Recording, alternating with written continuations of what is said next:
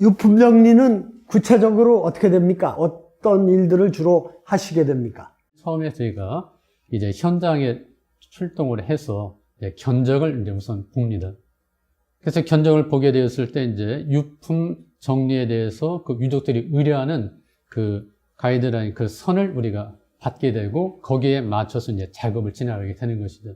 만일 그렇지 못하면은 일반적으로 이런 고인의 유품들은 어떤 데서 치워가게 됩니까?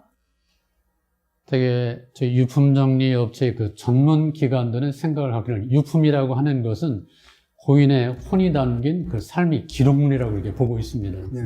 근데 대부분의 이제 많은 사람들이 그 주안점이 뭐냐면 얼마나 그 현장을 처리하는데 싸게 할 수 있느냐 하는 문제거든요. 그러니까 일반 청소업체라든지 그쪽에 의뢰하다 보니까 그 고인들의 중요한 그 유품들이 우리가 쓰레기 취급을 당하는 그러한 일이 있게 되는 것이죠. 단순히 싸기 때문이 아니라 이런 유품 정리업이라는 전문 업이 있다는 걸 모르기 때문에 네, 그렇습니다. 그냥 일반 청소 업체에 의뢰하는 경우도 많이 있을 것 같네요. 네, 많이 있습니다. 유품을 네. 정리하시다 보면 네. 야, 이건 정말 내가 네. 유품 정리사가 또는 우리 유품 정리 업체가 이걸 맡았으니까 네. 이분의 유품을 이렇게 잘 챙겨서 가족에게 돌려줄 수가 있구나. 참 다행이구나. 이렇게 생각하는 경우가 좀 있을 것 같아요. 한 가정의 아버지가 이제 고독사를 당하셨는데 그 벽에 이제 액자가 하나 걸렸는데 그것도 이제 처리해 달라고 하는 부분이었거든요.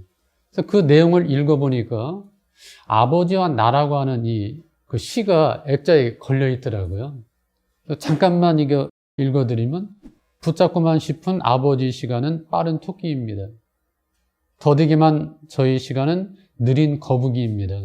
토끼는 무에 그리 바빠 아버지 이마에 발자국만 남기고 갈까요?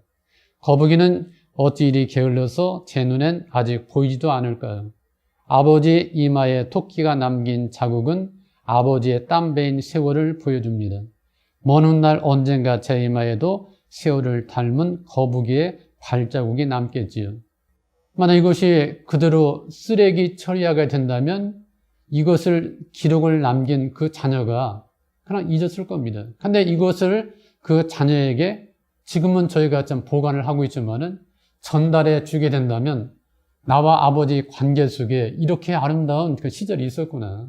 그래서 이제 현장의 그 에피소드라든지 그런 그 사건들은 너무나도 많이 있고 이런 것들이 참 세상에 알려지지 않냐고 이렇게 쓰레기 취급을 당해서 사장돼 버리기보다는 저희들이 할 일 중에 하나가 이런 블로그라든지 이런 매체를 통해서 기록에 남겨서 네. 그래서 이제 그러하게 된다면 저희 마음도 그때 위로함을 받게 되는 것이고 이런 것이 계속 이제 매스 커뮤니티에서 전파가 된다면 아 이런 유품도 있겠구나 하면서 서로가 아름다운 이런 그 연결로 이어지지 않겠는가 참 생각이 듭니다.